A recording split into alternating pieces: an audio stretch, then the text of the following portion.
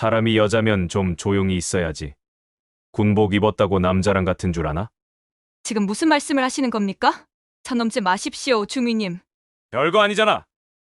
왜 이렇게 예민하게 굴어? 너무 딱딱하면 나중에 힘들어질 수도 있어. 지금 당장 손을 떼지 않으면 정식으로 문제를 제기하겠습니다. 자신의 정체성을 숨기고 살아야 했던 한 군인의 이야기입니다. 아버지의 그림자가 아닌 자신만의 빛으로 살아가고자 했던 여성의 용기 있는 여정을 함께 따라가 보겠습니다. 무료 구독과 좋아요는 정말 큰 힘이 됩니다. 새벽 5시 반 부대 내 여군 숙소에서 가장 먼저 일어나는 사람은 언제나 강소령이었습니다. 다른 여군들이 아직 잠에서 깨어나지 못한 시간, 소령은 이미 정돈된 침대 위에 앉아 하루를 시작할 준비를 마쳤습니다. 군복을 입는 모습조차 절제되고 단정했죠. 어깨선 하나, 계급장 하나까지 완벽하게 정리하는 모습에서 그의 성격을 엿볼 수 있었습니다. 부대 내에서 강소령의 평판은 단연 모범적이었습니다. 상관들은 그의 업무 처리 능력을 높이 평가했고 부하 병사들은 그의 공정하고 원칙적인 리더십을 존경했습니다. 회의석상에서 소령이 발표하는 작전 계획서는 항상 치밀했고 현실적이었습니다. 감정에 휩쓸리지 않고 냉정하게 상황을 판단하는 능력, 그리고 그 판단을 명확하게 전달하는 소통 능력까지 갖춘 그는 분명 유능한 장교였습니다. 하지만 모든 사람이 그를 좋아하는 건 아니었습니다. 특히 일부 남성 장교들 사이에서는 그에 대한 불만의 목소리가 종종 들렸습니다. 오늘도 마찬가지였죠. 여군 숙소 앞을 지나던 몇몇 남성 장교들이 소곤대며 나누는 대화가 소령의 귀에 들어왔습니다. 솔직히 말해서 얼굴 하나로 진급한 거 아니야? 여군치고는 너무 빨리 올라간 것 같은데. 그러게 말이야. 아무래도 줄을 잘 선 게 아닐까? 요즘 여군들은 다 그런 식으로 승진하나 봐. 능력은 둘째치고 저런 식으로 앞에 나서면 부대 분위기가 어떻게 되겠어? 남자들 기죽이려고 일부러 그러는 건가? 소령은 잠시 걸음을 멈췄습니다. 그들의 목소리가 더 이상 들리지 않을 때까지 기다렸죠. 그리고 나서 씁쓸한 미소를 지었습니다. 이런 일은 처음이 아니었거든요.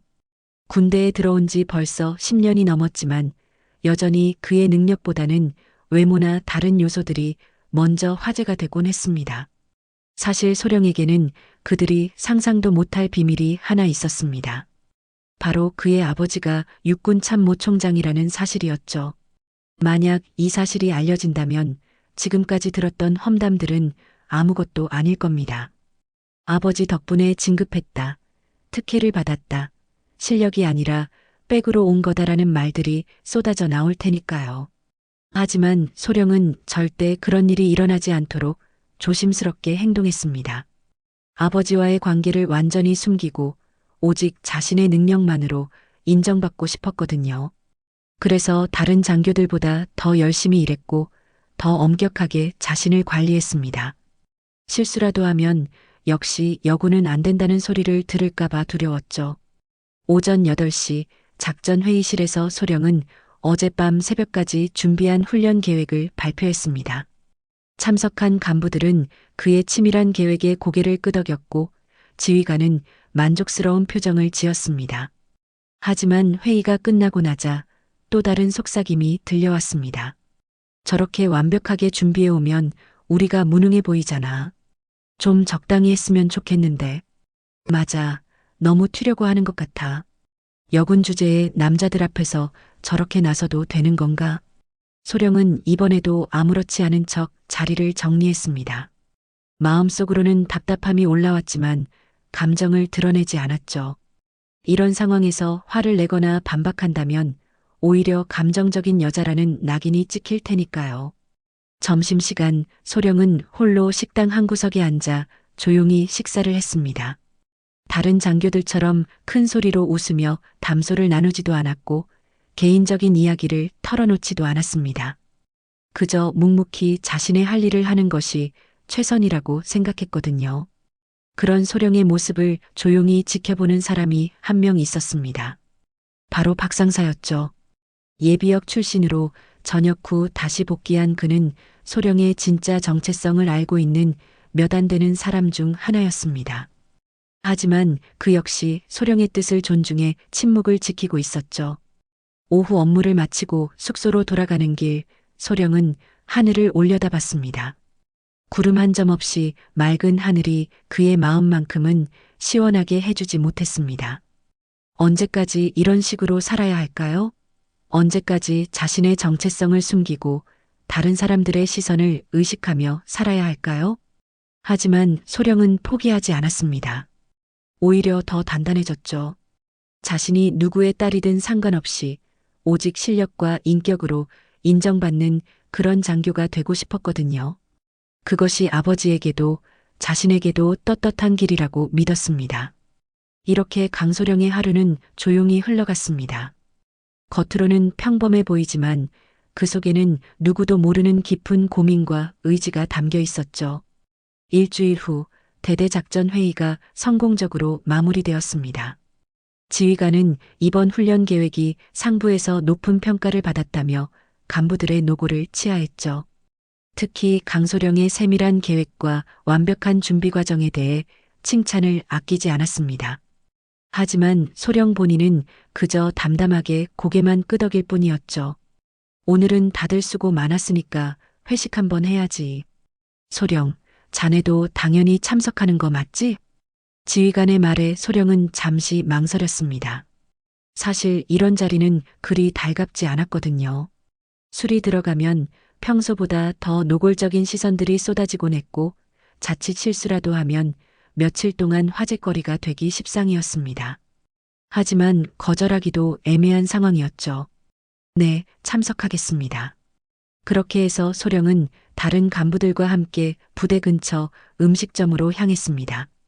이미 자리가 마련되어 있었고 테이블에는 간부들이 둘러앉아 있었죠. 소령은 가장 구석진 자리에 조용히 앉았습니다. 가능한 한눈에 띄지 않으려고 했거든요. 처음에는 분위기가 나쁘지 않았습니다. 훈련 이야기, 부대 이야기 등 업무와 관련된 대화가 줄을 이뤘죠. 소령도 필요한 때만 적절히 의견을 개진하며 자연스럽게 자리를 이어갔습니다. 하지만 술이 한두 잔 들어가면서 분위기가 조금씩 변하기 시작했죠. 소령, 오늘 정말 멋있었어. 저런 계획을 어떻게 세우는 거야? 최지훈 중위가 소령 쪽으로 몸을 기울이며 말했습니다. 겉으로는 칭찬하는 것 같았지만 그의 눈빛에는 뭔가 다른 의도가 담겨 있었죠. 소령은 불편함을 느꼈지만 표정을 바꾸지 않았습니다. 그냥 평소보다 조금 더 신경 썼을 뿐입니다. 겸손하기까지 하네. 역시 완벽한 여군이야. 최중희는 말하면서 소령의 잔에 술을 따르려고 했습니다. 소령은 정중하게 손으로 잔을 가렸죠. 죄송하지만 오늘은 운전해야 해서 더 이상 마실 수 없습니다. 뭐야, 그런 건 택시 타면 되잖아. 이런 날에는 좀 마셔야지. 최중희는 포기하지 않았습니다. 오히려 더 적극적으로 다가왔죠. 다른 간부들도 하나둘 동조하기 시작했습니다. 맞아, 오늘 주인공인데 어떻게 안 마셔? 소령, 딱 한 잔만 더 해. 소령은 점점 당황스러워졌습니다. 거절하자니 분위기를 깨뜨릴 것 같았고 받아들이자니 자신이 세운 원칙을 포기하는 셈이었죠. 그런데 최중희는 이미 소령의 잔에 술을 따르고 있었습니다. 자, 이제 건배해야지. 최중희가 소령의 어깨에 손을 올렸습니다. 소령은 몸을 뒤로 물리며 단호하게 말했죠. 선 넘지 마십시오, 중위님. 순간 테이블이 조용해졌습니다. 모든 시선이 소령과 최중희에게 집중되었죠. 최중희는 태연하게 웃으며 손을 거두었습니다. 아, 미안. 너무 친근하게 대한 것 같네. 그런데 소령, 내가 누군 줄 몰라서 그러나 보네. 최중희의 목소리에는 은근한 위협이 담겨 있었습니다. 소령은 그의 의도를 알아챘죠. 자신이 어떤 배경을 가지고 있는지 암시하는 것이었습니다. 중위님이 누구신지는 잘 알고 있습니다. 하지만 그것과 지금 상황은 별개의 문제입니다. 별개? 군대에서 선후배 관계가 별개라고? 최중희는 여전히 웃고 있었지만 그의 표정은 점점 차가워지고 있었습니다. 다른 간부들은 어색한 분위기를 감지했지만 아무도 나서지 않았죠. 누구나 최중희의 뒷배경을 알고 있었거든요. 그렇다면 이해하겠습니다. 오늘은 이만 자리에서 실례하겠습니다. 소령이 일어나려고 하자 최중희가 다시 그의 팔을 잡았습니다. 잠깐, 벌써 가려고? 이제 시작인데. 손 떼십시오. 소령의 목소리는 더욱 단호해졌습니다. 하지만 최중희는 오히려 더 가까이 다가왔죠. 이렇게 예민하면 부대 생활하기 힘들 텐데. 좀 더 유연하게 생각해봐. 최중희는 말하면서 소령의 등을 쓰다듬으려고 했습니다. 그 순간 소령이 벌떡 일어났죠. 지금 뭐 하시는 겁니까? 별거 아니잖아. 왜 이렇게 예민하게 굴어? 최중희는 여전히 태연한 표정이었습니다. 마치 자신이 잘못한 게 아무것도 없다는 듯이 말이죠. 다른 간부들은 모두 이 상황을 지켜보고 있었지만 누구도 제지하지 않았습니다. 어떤 이는 분위기가 어색해질까봐 걱정했고 어떤 이는 최중희의 권력을 두려워했죠. 결국 소령은 혼자서 이 상황을 감당해야 했습니다.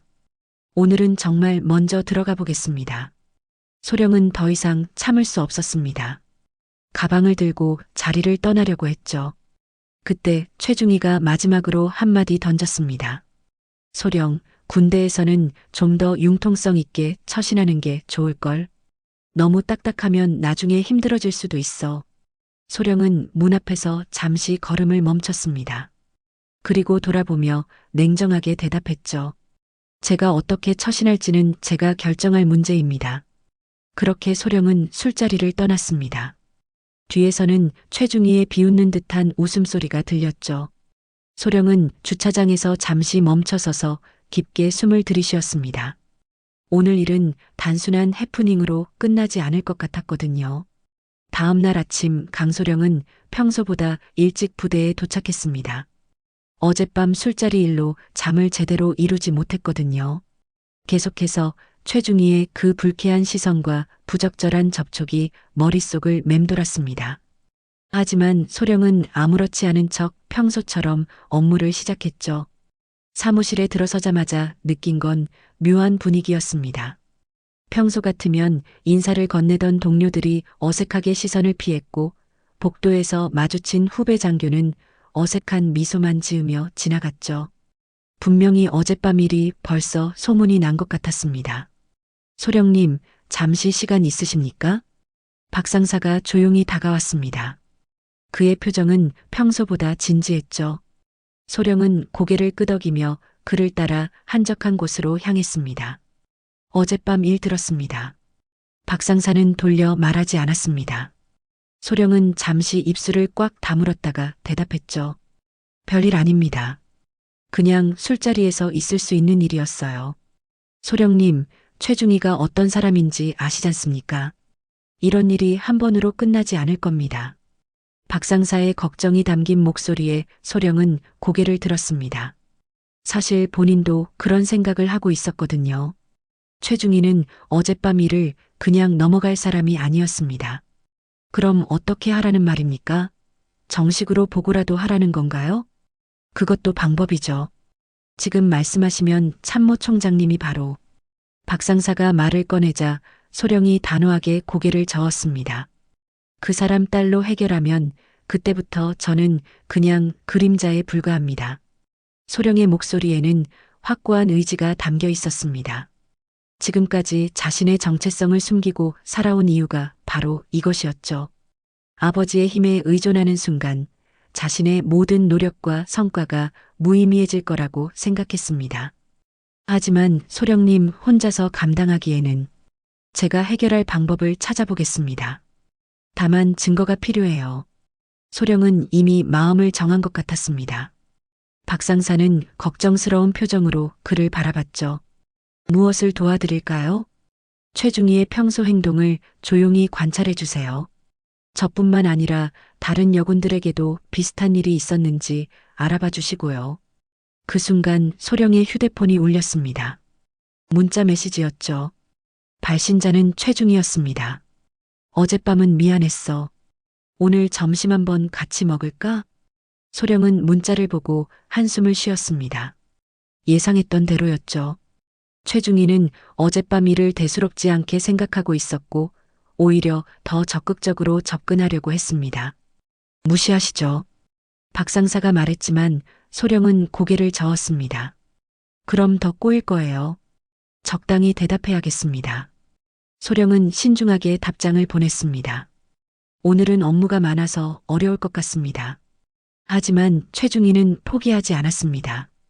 곧이어 또 다른 문자가 왔죠. 그럼 내일은? 아니면 퇴근 후에 커피라도? 소령은 점점 부담스러워졌습니다. 이런 식으로 계속 연락이 오면 주변 사람들이 오해할 수도 있었거든요. 특히 군대라는 폐쇄적인 공간에서는 작은 소문도 크게 번져나갔습니다. 점심시간이 되자 소령은 평소보다 더 조용한 곳을 찾아 혼자 식사를 했습니다.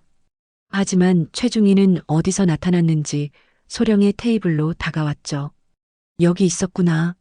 찾았다. 최중희는 아무렇지 않게 소령 맞은편에 앉았습니다. 주변 사람들의 시선이 이쪽으로 몰렸죠. 중희님, 지금 식사 중입니다. 나도 식사하러 왔는데 뭐. 어젯밤 일은 정말 미안했어. 술이 좀 과했나 봐. 최중희는 사과하는 척했지만 그의 표정에는 진정성이 전혀 느껴지지 않았습니다. 오히려 즐기는 듯한 미소까지 띠고 있었죠. 괜찮습니다. 이제 식사 마치고 가보겠습니다. 소령이 일어나려고 하자 최중희가 다시 그의 팔을 잡았습니다. 이렇게 피하지 말고 얘기 좀 해봐. 우리 사이에 뭔가 오해가 있는 것 같은데. 오해할 게 없습니다. 손 떼주세요. 소령의 목소리는 조용했지만 단호했습니다. 하지만 최중희는 여전히 그의 팔을 놓지 않았죠. 이렇게 차갑게 대하면 섭섭하지. 나는 그냥 친하게 지내고 싶었는데. 주변 사람들이 이 상황을 지켜보고 있었습니다. 누군가는 수군거렸고 누군가는 호기심 어린 눈빛으로 바라봤죠.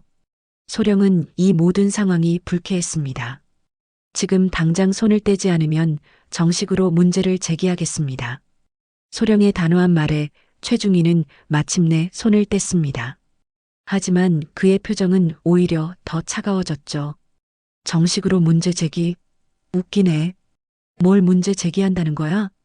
지금 하신 행동이 문제입니다. 내가 뭘 했다고? 그냥 동료로서 친근하게 대한 것뿐인데. 최중희는 자신의 행동을 전혀 문제로 인식하지 않고 있었습니다. 오히려 소령이 과민하게 반응한다는 식으로 몰아가고 있었죠. 소령은 더 이상 이 상황을 참을 수 없었습니다. 식당을 나서면서 마지막으로 한마디 했죠. 앞으로는 업무적인 관계만 유지했으면 좋겠습니다. 그날 오후 소령은 박 상사와 다시 만났습니다. 점심시간에 있었던 일을 전해 듣고 박 상사는 더욱 걱정스러워했죠. 이제 정말 심각해지고 있습니다. 소령님, 혼자서는 한계가 있어요. 조금만 더 지켜봅시다. 분명히 기회가 올 거예요. 소령은 여전히 자신의 힘으로 해결하려고 했습니다. 하지만 속으로는 불안함이 커져가고 있었죠. 최중희가 이런 식으로 계속 접근한다면 언젠가는 더 큰 문제가 될 것 같았습니다. 일주일이 지나면서 상황은 더욱 악화되었습니다. 최중희의 집요한 접근은 계속되었고 이제는 공개적인 장소에서도 거리낌 없이 소령을 압박하기 시작했죠. 오늘도 마찬가지였습니다.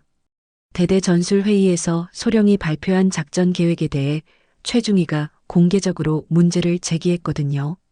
소령의 이번 계획안에 대해 몇 가지 의문점이 있습니다.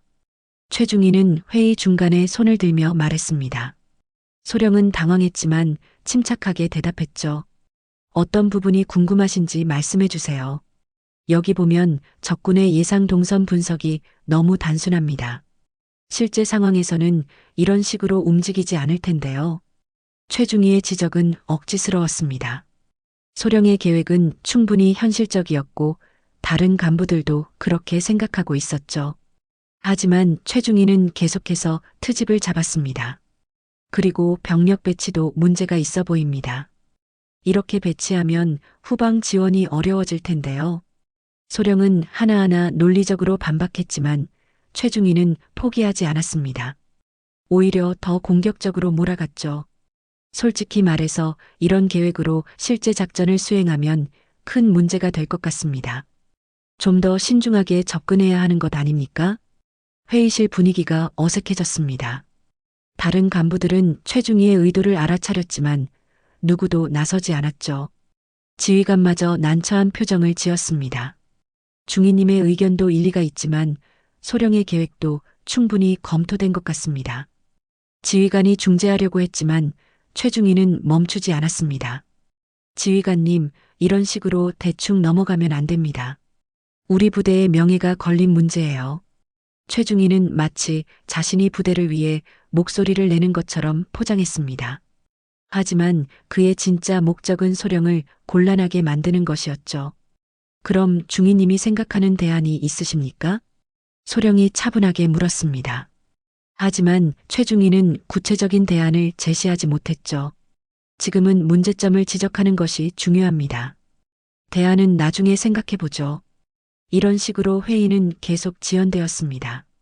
결국 지휘관이 회의를 일시 중단시켰죠. 오늘은 여기까지 하고 다음 주에 다시 모이겠습니다. 회의가 끝나고 소령이 자료를 정리하고 있을 때 최중희가 다가왔습니다. 소령, 기분 나쁘게 받아들이지 마. 나는 그냥 더 나은 방향으로 가자는 뜻이었어. 업무는 업무일 뿐입니다. 개인적인 감정은 없습니다. 소령은 냉정하게 대답했지만 최중희는 오히려 웃었습니다. 그래, 그렇게 생각하면 돼. 하지만 앞으로는 좀 더 신중하게 준비해와. 사람이 여자면 좀 조용히 있어야지 군복 입었다고 남자랑 같은 줄 아나? 최중희의 말에 소령은 순간 얼굴이 굳었습니다. 이제 본색을 드러내기 시작한 것이었죠. 지금 무슨 말씀을 하시는 겁니까? 별 뜻 없어. 그냥 충고하는 거야. 군대에서는 자기 위치를 알고 행동해야 한다고. 최중희는 말을 마치고 유유히 회의실을 나갔습니다. 소령은 혼자 남겨진 채 주먹을 꽉 쥐었죠. 그날 밤 부대 내 익명 게시판에 이상한 글이 올라왔습니다. 요즘 여군들 너무 나대는 것 같음. 특히 모 소령은 회의 때마다 남자들 무시하는 듯한 태도를 보임. 여군도 좀 겸손해야 하는 것 아닌가? 이 글을 시작으로 비슷한 내용의 댓글들이 줄줄이 달렸습니다. 맞음. 여군 주제에 너무 목소리 높임. 솔직히 실력도 별로인데 아는 척만 많이 함. 어디서 백이 있는지 몰라도 너무 건방짐. 소령은 이 글들을 보고 충격을 받았습니다. 익명이라는 가면 뒤에 숨어서 자신을 비하하는 내용들이 계속 올라오고 있었거든요. 설상가상으로 다른 여군들까지 이 상황에 휘말리기 시작했습니다. 다음 날 소령은 복도에서 후배 여군과 마주쳤습니다. 평소 같으면 밝게 인사했을 그 여군이 고개를 숙이고 지나갔죠. 김중희, 잠시만요. 소령이 부르자 김중희는 어색하게 돌아봤습니다. 무슨 일이 있나요? 요즘 인사도 안 하고 지나가시던데. 아, 그게 별일 아닙니다. 김중희는 시선을 피하며 대답했습니다. 하지만 소령은 그의 표정에서 뭔가 불편함을 읽을 수 있었죠. 혹시 게시판 얘기 때문인가요? 소령님, 요즘 부대 분위기가 좀 이상해요. 여군들에 대한 시선이 예전 같지 않아요. 김중희의 말에 소령은 가슴이 답답해졌습니다. 자신 때문에 다른 여군들까지 피해를 보고 있었던 것이죠. 제가 조심하겠습니다. 소령님이 잘못한 게 아니에요. 하지만 좀 더 조용히 지내시는 게 나을 것 같아요. 김중희는 조심스럽게 말했습니다. 사실 그도 이런 말을 하기 싫었지만 현실적으로는 어쩔 수 없었죠. 그날 오후 소령은 지휘관실에서 개별 면담을 받았습니다. 소령, 요즘 부대 분위기가 좀 어수선하다는 얘기가 있어. 죄송합니다. 소령은 고개를 숙였습니다. 무엇을 사과하는지도 명확하지 않았지만 일단 사과부터 하게 되었죠. 자네가 잘못한 건 아니야. 하지만 좀 더 원만하게 지내는 게 어떨까? 너무 각을 세우지 말고. 지휘관도 곤란한 입장이었습니다. 소령의 능력은 인정하지만 부대 분위기를 위해서는 적당한 선에서 타협이 필요했죠. 알겠습니다. 소령은 짧게 대답했습니다. 더 이상 할 말이 없었거든요. 그날 저녁 소령은 휴가를 신청했습니다. 며칠 동안 부대를 떠나서 생각을 정리하고 싶었죠. 박 상사가 걱정스러운 표정으로 그를 배웅했습니다. 소령님, 너무 자책하지 마세요. 잘못은 소령님에게 있는 게 아니에요. 고맙습니다, 상사님. 며칠 후에 다시 만나죠. 소령은 부대를 떠나면서 뒤돌아보지 않았습니다. 하지만 마음속으로는 이런 상황이 언제까지 계속될지 막막했죠. 자신이 아무리 노력해도 결국은 여군이라는 한계에 부딪히게 되는 것일까요? 사흘간의 휴가를 마치고 부대로 돌아온 강소령은 이상한 분위기를 감지했습니다. 평소보다 조용한 부대 분위기, 그리고 자신을 바라보는 시선들이 예전과 달랐거든요. 뭔가 큰일이 일어났다는 직감이 들었습니다. 소령님, 큰일 났습니다. 박 상사가 급하게 다가왔습니다. 그의 표정이 심상치 않았죠. 무슨 일입니까? 일단 제 사무실로 오시죠. 다른 사람들이 볼 수 있는 곳에서는 곤란합니다. 박 상사의 말에 소령은 불안함을 느꼈습니다. 사무실에 도착하자마자 박 상사가 휴대폰을 꺼내 보여주었죠. 이걸 보십시오. 화면에는 온라인 커뮤니티 게시글이 떠 있었습니다. 제목은 모 부대 여군 소령의 충격적인 사생활이었죠. 소령은 제목만 보고도 심장이 급격히 뛰기 시작했습니다. 이게 뭡니까? 소령님의 사진들이 유출된 것 같습니다. 사복 차림으로 시내에서 친구들과 찍은 사진들이요. 소령은 휴대폰을 받아들고 글을 읽어보았습니다. 자신이 평소 사복을 입고 친구들과 만난 모습, 카페에서 웃으며 이야기하는 모습, 쇼핑하는 모습 등이 올라와 있었죠. 사진 자체는 전혀 문제가 없었지만 악의적인 댓글들이 달려 있었습니다. 군인이 저렇게 화려하게 꾸미고 다녀도 되나? 역시 여군들은 군인 정신이 없어. 저런 애들이 진급한다고? 사진 보니까 완전 허영심 덩어리네.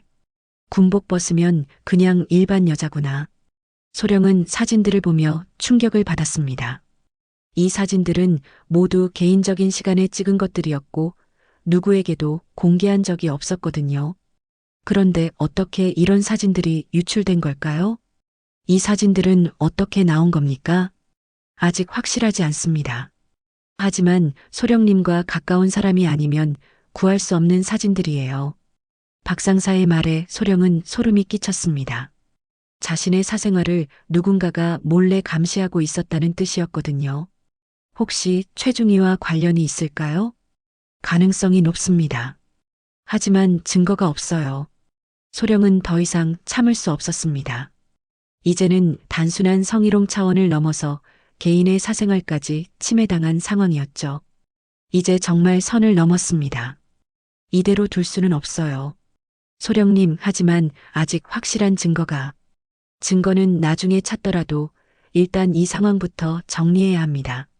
소령은 결연한 표정으로 말했습니다. 하지만 막상 어떻게 해야 할지는 막막했죠.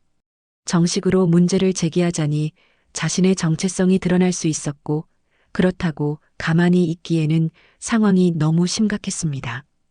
그때 사무실 문이 벌컥 열렸습니다. 최중희가 들어온 것이었죠. 소령, 휴가 잘 다녀왔어?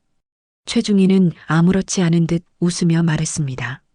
마치 온라인에 올라온 사진들에 대해 전혀 모르는 척하고 있었죠. 중희님, 지금 이 상황에 대해 아시는 게 있습니까? 소령이 직접적으로 물었습니다. 하지만 최중희는 고개를 갸우뚱하며 대답했죠. 무슨 상황? 무슨 일이 있었나? 인터넷에 제 사진이 올라온 일 말입니다. 아, 그 얘기? 나도 방금 들었는데 참 안 됐더라. 누가 그런 짓을 했을까? 최중희는 여전히 모르는 척했지만 그의 눈빛에서 뭔가 다른 감정을 읽을 수 있었습니다. 마치 자신의 계획이 성공했다는 듯한 만족감 같은 것이었죠. 혹시 중희님이 아시는 게 있다면. 야, 이봐. 나를 의심하는 거야? 내가 왜 그런 짓을 해? 최중희는 갑자기 목소리를 높였습니다. 하지만 소령은 물러서지 않았죠. 그럼 누가 했을까요? 이런 사진들은 아무나 구할 수 있는 게 아닌데. 글쎄, 요즘 세상이 어떤 세상인데. 누군가 몰래 찍었을 수도 있고 소령 친구들 중에 누가 장난으로 올렸을 수도 있잖아.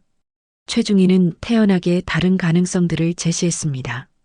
하지만 소령은 그의 말을 믿지 않았죠. 장난으로 올렸다고요? 이게 장난으로 보입니까? 뭐가 그렇게 심각해? 그냥 일상 사진 몇 장 올라온 것뿐이잖아. 너무 예민하게 반응하는 거 아니야? 최중희는 오히려 소령이 과민 반응을 보인다고 몰아갔습니다. 이런 상황에서도 자신의 잘못을 인정하지 않았죠. 이런 식으로 개인 사생활을 침해하는 게 문제가 아니라는 말씀입니까? 침해? 좀 오버하는 것 같은데. 그냥 예쁜 사진들 몇 장 올라온 것뿐이잖아. 최중희는 여전히 장난스러운 표정을 지었습니다. 하지만 소령은 더 이상 참을 수 없었죠. 지금 당장 나가주세요. 더 이상 얘기할 게 없습니다. 왜 이렇게 화를 내?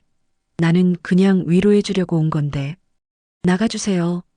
소령의 단호한 말에 최중희는 마침내 일어났습니다.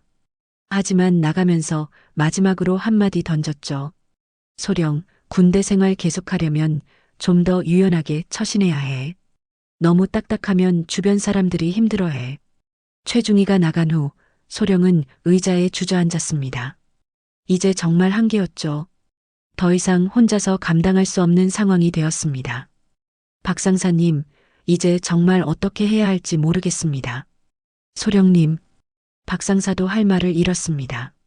상황이 예상보다 훨씬 심각해졌거든요. 그날 저녁 소령은 조용히 짐을 싸기 시작했습니다. 더 이상 이 부대에서 버틸 수 없을 것 같았죠. 주변 사람들의 시선, 악의적인 소문들, 그리고 최중희의 끝없는 괴롭힘까지 모든 것이 한계에 달했습니다. 다음 날 부대에서는 소령이 전속을 신청했다더라, 다른 부대로 떠난다더라는 소문이 돌기 시작했습니다. 모두가 그럴 줄 알았다는 듯이 받아들였죠. 하지만 박 상사만은 알고 있었습니다. 지금까지 가만히 있던 어떤 사람이 조용히 움직이기 시작했다는 것을요. 그리고 그것이 무엇을 의미하는지도 말이죠. 사흘이 지났습니다. 부대에서는 강소령이 조용히 사라졌다는 소문이 기정사실처럼 받아들여지고 있었죠. 일부 간부들은 역시 여군은 압박을 못 견딘다며 수군거렸고 최중희는 평소보다 더 여유로운 표정을 지었습니다. 마치 자신의 계획이 성공했다는 듯이 말이죠. 소령이 결국 포기했나 보네. 당연하지. 애초에 여군이 남자들과 똑같이 경쟁하려는 게 무리였어. 좀 더 일찍 자리를 알았으면 이런 일까지는 없었을 텐데. 간부들의 대화를 들으며 최중희는 속으로 쾌재를 불렀습니다. 드디어 눈에 가시 갔던 강소령을 제거한 것이죠. 이제 부대는 다시 자신이 원하는 방향으로 돌아갈 것이었습니다. 그날 아침 점호 시간, 평소와 다름없이 진행되고 있었습니다. 간부들이 일렬로 서서 인원 점검을 받고 있었죠. 최중희도 다른 간부들과 함께 서 있었는데 갑자기 그의 휴대폰이 울렸습니다. 처음에는 무시하려고 했습니다. 점호 중에 전화를 받는 것은 예의가 아니었거든요. 하지만 전화벨이 계속 울려서 화면을 확인해 보니 합동참모본부라는 발신자명이 떠 있었습니다. 최중희는 순간 긴장했습니다. 합동참모본부에서 왜 자신에게 전화를 걸었을까요? 혹시 승진과 관련된 좋은 소식일까요? 아니면 다른 부대로 전속 명령일까요? 잠시만요. 최중희는 지휘관에게 양해를 구하고 전화를 받았습니다. 네, 최지훈 중위입니다. 최중희 님이시죠? 저는 합동참모본부 직속 감찰단 김대령입니다. 지금 어디에 계신가요? 감찰단? 최중희는 순간 머리가 하얘졌습니다. 감찰단이라는 말을 듣는 순간 뭔가 큰일이 일어났다는 것을 직감했거든요. 지금 부대에서 점호 중입니다만. 그럼 잠시 후에 찾아뵙겠습니다.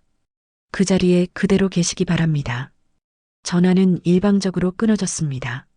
최중희는 휴대폰을 들고 멍하니 서 있었죠. 주변 간부들이 그의 상태를 이상하게 여기기 시작했습니다. 중희님 무슨 일입니까? 아무것도 아닙니다. 최중희는 당황한 마음을 감추려고 했지만 식은땀이 흘러내리는 것을 막을 수 없었습니다. 합동참모본부 직속 감찰단이라니 이것은 장난이 아니었죠. 10분 후 부대 정문으로 검은색 승용차 3대가 들어왔습니다. 차에서 내린 사람들은 모두 정복을 입은 고급 장교들이었죠. 가장 앞에 선 대령의 계급장이 햇빛에 반짝였습니다. 점호가 진행되던 훈련장에 그들이 나타나자 모든 간부들이 긴장했습니다. 이런 상황은 예사롭지 않았거든요. 감찰단이 직접 부대를 방문한다는 것은 중대한 사안이 있다는 뜻이었습니다. 최지훈 중위는 어디에 계십니까? 감찰단장이 큰 소리로 물었습니다. 최중위는 다리에 힘이 빠져 거의 쓰러질 뻔했죠. 하지만 어쩔 수 없이 앞으로 나서야 했습니다. 저입니다. 최지훈 중위, 군내 성비위 및 개인정보 유출 혐의로 긴급 연행합니다. 동행해 주시기 바랍니다. 감찰단장의 말에 훈련장이 술렁였습니다. 성비위, 개인정보 유출? 간부들은 서로 시선을 주고받으며 수군거렸죠. 잠깐, 이게 무슨 소리입니까? 저는 아무것도 한 일이 없는데.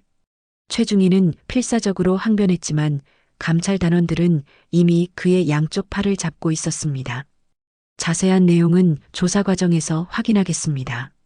지금은 동행만 해주시면 됩니다. 그때 훈련장 입구에서 한 사람이 나타났습니다. 정복 차림의 여성 장교였죠. 멀리서도 그의 품이 있는 걸음걸이와 당당한 자세가 눈에 띄었습니다. 소령님, 박상사가 그 모습을 보고 놀라며 외쳤습니다. 강소령이었죠. 하지만 평소와는 뭔가 달랐습니다. 정복에 달린 계급장이 평소보다 더 반짝이는 것 같았고 그의 표정도 한결 자신감에 차 있었죠. 감찰단장이 소령을 보고 정중하게 경례했습니다. 강 참모총장님의 따님 되시지요? 모든 조사 준비가 완료되어 있습니다. 그 순간 훈련장이 완전히 조용해졌습니다. 참모총장의 딸, 간부들은 믿을 수 없다는 표정으로 소령을 바라봤죠. 지금까지 함께 일했던 그 소령이 육군 참모총장의 딸이었다니 누구도 상상하지 못했던 일이었습니다. 최중위는 더욱 절망적인 표정을 지었습니다. 이제야 모든 것이 이해되었거든요. 강소령이 왜 그렇게 자신감 있게 행동했는지, 왜 자신의 괴롭힘에도 굴복하지 않았는지 말이죠. 이제 이해가 되시나요, 중위님? 소령이 차분하게 말했습니다. 하지만 그의 목소리에는 분명한 경고가 담겨 있었죠. 소령님, 아니 따님. 저는 정말 아무것도 한 일이 없습니다. 모든 게 오해예요. 최중위는 마지막까지 부인하려고 했지만 감찰단원들은 이미 그를 차 쪽으로 끌고 가고 있었습니다. 증거는 모두 확보되어 있습니다. 휴대폰 포렌식 결과, 개인정보 유출 경로, 그리고 다른 피해자들의 증언까지 말이죠.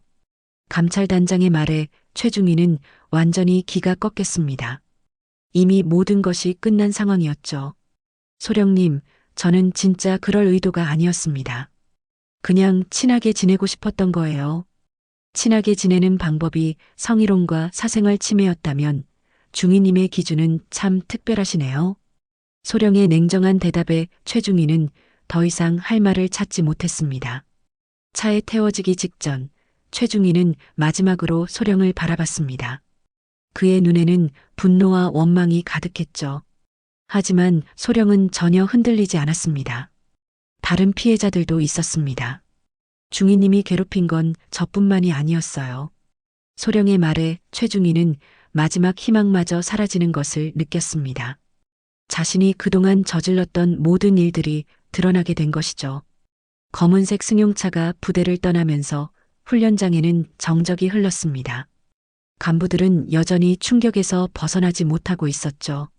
강소령이 참모총장의 딸이었다니, 그리고 그 모든 일들이 이런 식으로 해결될 줄은 꿈에도 생각하지 못했습니다. 소령은 조용히 훈련장을 떠났습니다. 이제 정말 끝이었죠. 하지만 그의 마음은 복잡했습니다. 결국 아버지의 힘을 빌려 해결하게 된 것이었거든요. 한 달 후 육군본부 군사법원에는 평소보다 많은 사람들이 모여 있었습니다. 최지훈 중위의 군사재판이 열리는 날이었거든요. 방청석에는 동료 장교들과 언론 관계자들이 자리를 채웠죠. 이런 성격의 사건이 공개적으로 다뤄지는 것은 흔한 일이 아니었습니다. 최중희는 수갑을 찬 채 피고석에 앉아 있었습니다. 한 달 전에 자신감 넘치던 모습은 온데간데없고 초췌하고 지친 얼굴만 남아 있었죠. 구속 기간 동안 그는 계속해서 자신의 무죄를 주장했지만 쌓여가는 증거들 앞에서 점점 위축되어 갔습니다. 지금부터 피고 최지훈 중위에 대한 군사재판을 시작하겠습니다. 재판장의 선언과 함께 법정이 숙연해졌습니다. 검찰 측에서는 최중희의 혐의 사실을 차근차근 읽어나갔죠. 피고는 지난 6개월간 같은 부대 강소령에 대해 지속적인 성희롱을 저질렀으며 피해자가 이를 거부하자 보복성 괴롭힘을 자행했습니다. 또한 피해자의 개인 사진을 무단으로 유출하여 명예를 훼손했습니다. 최중희는 고개를 숙인 채 듣고 있었습니다. 변호사는 열심히 항변하려고 했지만 증거들이 너무 명확했죠. 재판장님, 피고는 단순히 동료와 친근하게 지내려고 했을 뿐이며 악의적인 의도는 없었습니다. 하지만 검찰 측은 준비된 증거들을 차례대로 제시했습니다. 최중희의 휴대폰에서 발견된 강소령의 사진들, 그리고 그 사진들을 온라인에 업로드한 흔적들이 고스란히 드러났죠. 이것은 단순한 친근함이 아닙니다.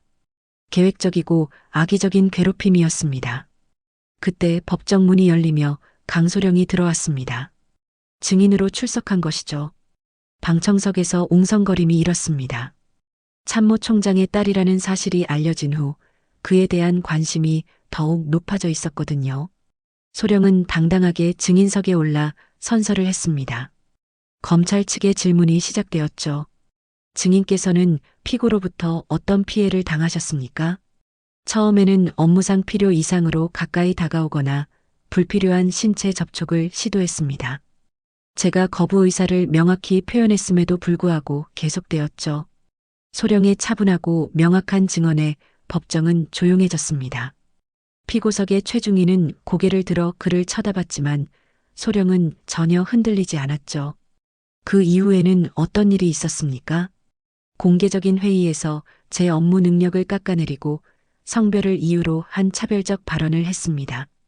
그리고 마지막에는 제 개인 사진을 유출했죠. 그 사진들은 어떻게 유출되었다고 생각하십니까? 피고가 저를 스토킹했거나 제 주변 사람들을 통해 입수한 것으로 추정됩니다. 제가 직접 공개한 적은 없거든요. 소령의 증언이 끝나자 변호사가 반대 신문을 시작했습니다. 증인께서는 처음부터 피고에 대해 거부감을 가지고 있었던 것 아닙니까? 거부감이 아니라 부적절한 행동에 대한 정당한 반응이었습니다. 하지만 증인께서는 참모총장의 딸이라는 특수한 지위를 가지고 계시지 않습니까? 그것이 이번 사건에 영향을 미쳤을 가능성은 없습니까? 소령은 잠시 말을 멈췄습니다. 그리고 천천히 대답했죠. 저는 지금까지 제 출신을 숨기고 살아왔습니다. 오직 제 능력으로만 인정받고 싶었거든요. 이번 일 역시 한 명의 여군 장교로서 당한 피해를 신고한 것일 뿐입니다. 소령의 진심이 담긴 대답에 법정은 다시 조용해졌습니다. 변호사도 더 이상 추궁하지 못했죠. 이어서 다른 증인들이 등장했습니다. 최중희에게 비슷한 피해를 당했던 여군들이었죠. 그들의 증언은 더욱 충격적이었습니다. 피고는 저에게도 비슷한 행동을 했습니다. 술자리에서 강제로 술을 권하고 거부하면 업무상 불이익을 주었죠. 저는 피고 때문에 부대를 옮겼습니다. 더 이상 견딜 수 없었거든요. 피고는 항상 내 뒤에 누가 있는지 아느냐며 위협했습니다. 증인들의 증언이 이어질수록 최중희의 얼굴은 더욱 어두워졌습니다.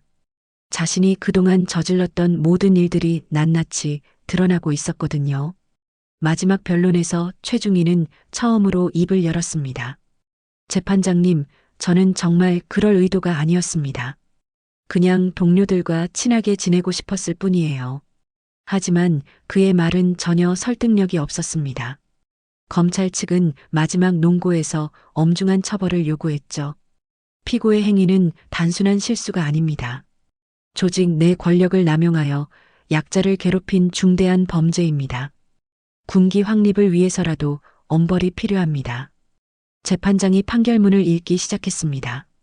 피고 최지훈 중위는 성추행, 스토킹, 개인정보 유출, 그리고 직권 남용 등의 혐의에 대해 유죄를 선고합니다.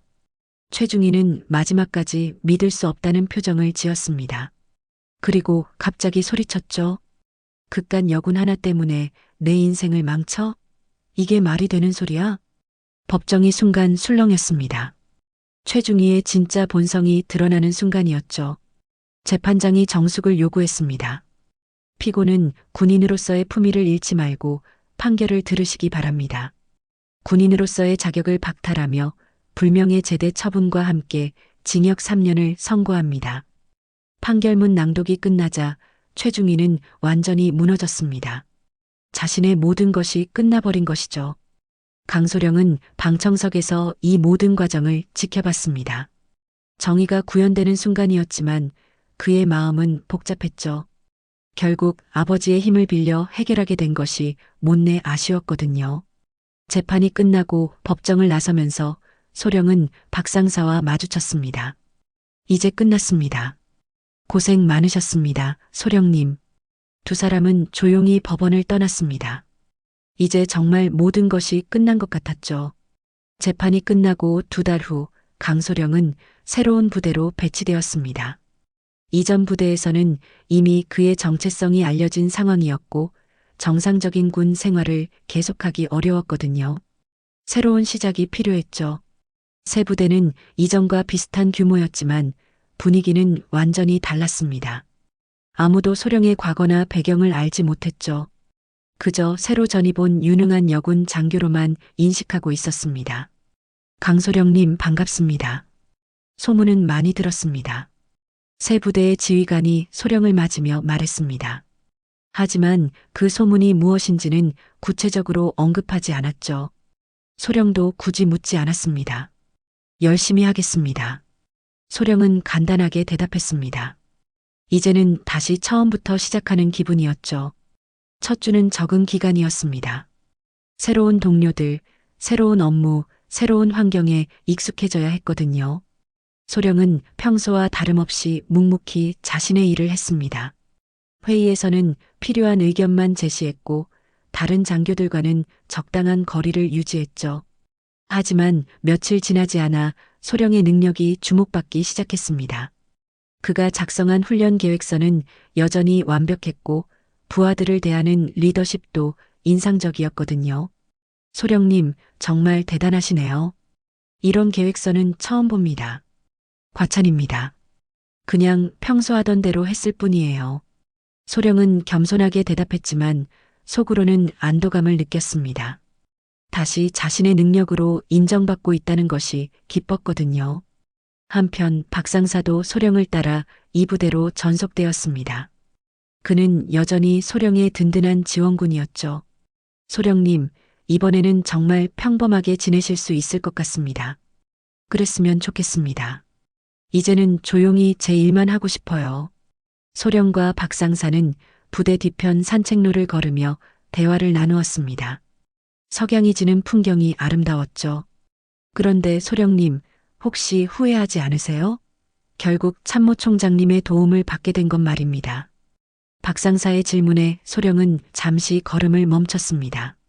사실 이 문제는 그도 계속 고민하고 있었거든요. 처음에는 후회했습니다. 제가 원하던 방식이 아니었거든요. 지금은 어떠신가요? 지금 생각해보니 때로는 혼자 힘으로 해결할 수 없는 일들이 있다는 것을 깨달았습니다. 중요한 건 그 힘을 어떻게 사용하느냐는 거죠. 소령의 말에 박상사는 고개를 끄덕였습니다. 그도 소령의 성장을 지켜본 사람이었거든요. 결국 소령님이 올바른 길을 걸어오셨으니까 그 힘도 올바르게 사용된 것 같습니다. 고맙습니다, 상사님. 두 사람은 다시 걸음을 옮겼습니다. 이제는 정말 평화로운 시간이었죠. 다음 주 소령은 새로 전입 온 후배 장교들을 맞이했습니다. 그 중에는 김하늘 중이라는 젊은 여군도 있었죠. 그는 소령을 보자마자 눈을 반짝였습니다. 소령님, 정말 존경합니다. 저도 소령님처럼 훌륭한 장교가 되고 싶어요. 김중희의 순수한 말에 소령은 미소를 지었습니다. 과거의 자신을 보는 것 같았거든요. 천천히 하세요. 급할 것 없어요. 소령님은 어떻게 그렇게 자신 있게 행동하실 수 있어요? 저는 항상 눈치를 보게 되는데. 김중희의 질문에 소령은 잠시 생각했습니다. 그리고 조심스럽게 대답했죠. 자신감은 실력에서 나와요.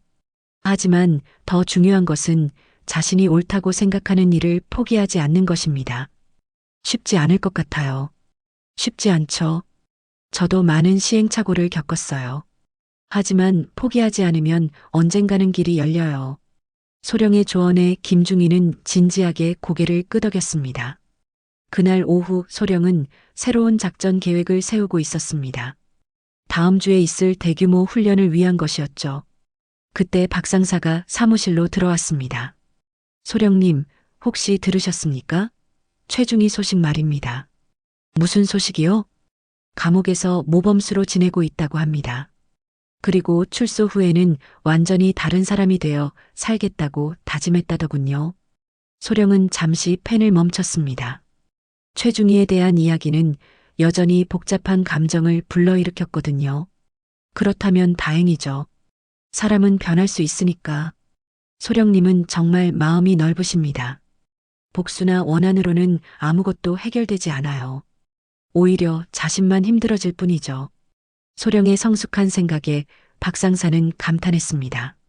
저녁 무렵 소령은 새로 전입 온 부대원들과 함께 간단한 환영회를 가졌습니다. 이번에는 건전한 분위기였죠.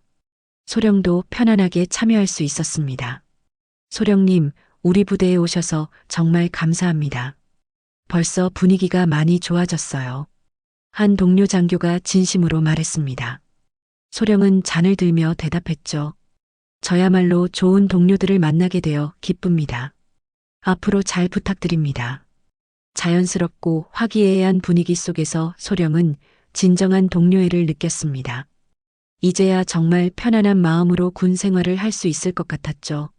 환영회가 끝나고 숙소로 돌아가는 길, 소령은 하늘의 별을 올려다봤습니다. 오늘따라 별이 특히 밝게 빛나고 있었죠. 다음 날 아침 소령은 새로운 계획서를 들고 회의실로 향했습니다. 복도에서 김중희를 만났죠. 소령님, 오늘도 좋은 하루 되세요. 중희님도 좋은 하루 되세요. 참, 오늘 오후에 시간 되면 작전 계획 관련해서 조언 좀 해주세요. 네, 기꺼이 도와드리겠습니다. 김중희의 밝은 대답에 소령은 미소를 지었습니다. 그리고 회의실 문을 열며 새로 전입 온 부대원들을 바라봤죠. 계급이 아니라 책임을 생각합시다. 소령의 말에 모든 부대원들이 진지하게 고개를 끄덕였습니다. 이제 정말 새로운 시작이었죠. 과거의 아픔을 딛고 일어선 강소령은 더 성숙한 리더가 되어 있었습니다. 그리고 그 성숙함이 주변 사람들에게도 좋은 영향을 미치고 있었죠.